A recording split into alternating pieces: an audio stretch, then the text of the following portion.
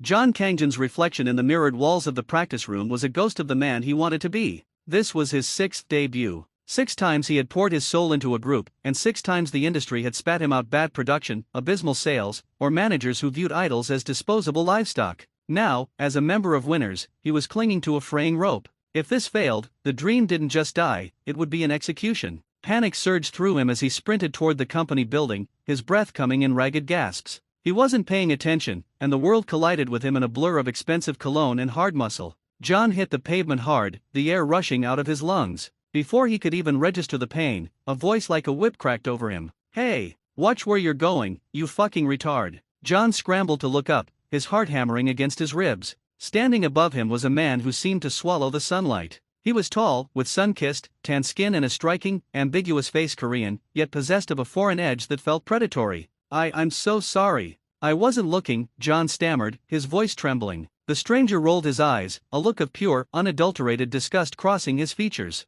"Damn, can't you even see? What is wrong with you?" He paused, scanning John's cheap clothes with a sneer. "Whatever. You probably can't even understand me. I'm not wasting another second of my time on a nobody." As a sleek, black limo glided to the curb, the man stepped inside without a backward glance. The door clicked shut with a sound of finality. For a moment, John sat in the dirt, the humiliation boiling over into a sudden, sharp spark of rage. He shot his middle finger toward the retreating car. "Fuck you," he screamed, the words tasting like bile. He stormed into the company, the anger fueling his stride as he entered the practice room. It was a dismal space, peeling wallpaper, flickering fluorescent lights, and the smell of stale sweat. His groupmates Songcheol, Kaito, Kim Lee, and Chen were already there, looking exhausted. "Guys, you won't believe the piece of shit I just ran into," John vented, pacing the small room. "Some arrogant asshole in a limo. He treated me like I was dirt beneath his shoe." Songcheol stopped stretching, a confused frown creasing his forehead. "Really? Who was he?"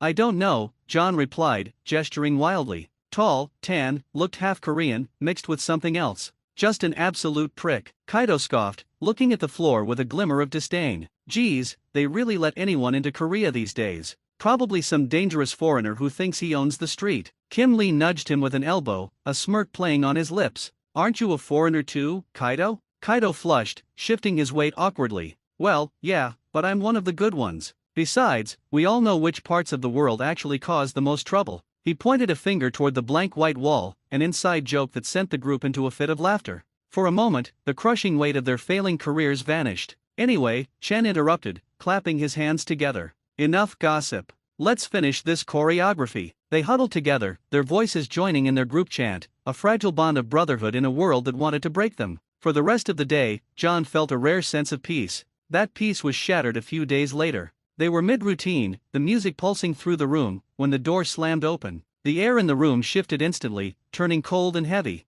Standing in the doorway was the man from the street. "Oh," the stranger said, his voice a low, dangerous purr. "So you're the one who called me an asshole." Before John could even scream, a fist collided with his jaw. The force was catastrophic, sending John sprawling across the floor. He didn't have time to recover before the man was on top of him. Thud, crack, thud. The punches rained down with rhythmic, sadistic precision. John felt his ribs buckle, he felt the copper taste of blood filling his mouth. Through the haze of pain, he could hear his bandmates screaming, their voices distant and terrified, trying to pull the monster off him, but they were powerless. John stared up at the man, the world blurring into a kaleidoscope of red and gray. He truly believed he was dying. Finally, the man stopped, standing up and wiping a speck of blood from his knuckle. He looked down at John's broken form with a look of sheer boredom. "You're a fucking pussy," he spat. A glob of saliva landed on John's cheek. As the man walked away, flanked by a wall of silent bodyguards, the darkness finally rushed in, and John passed out.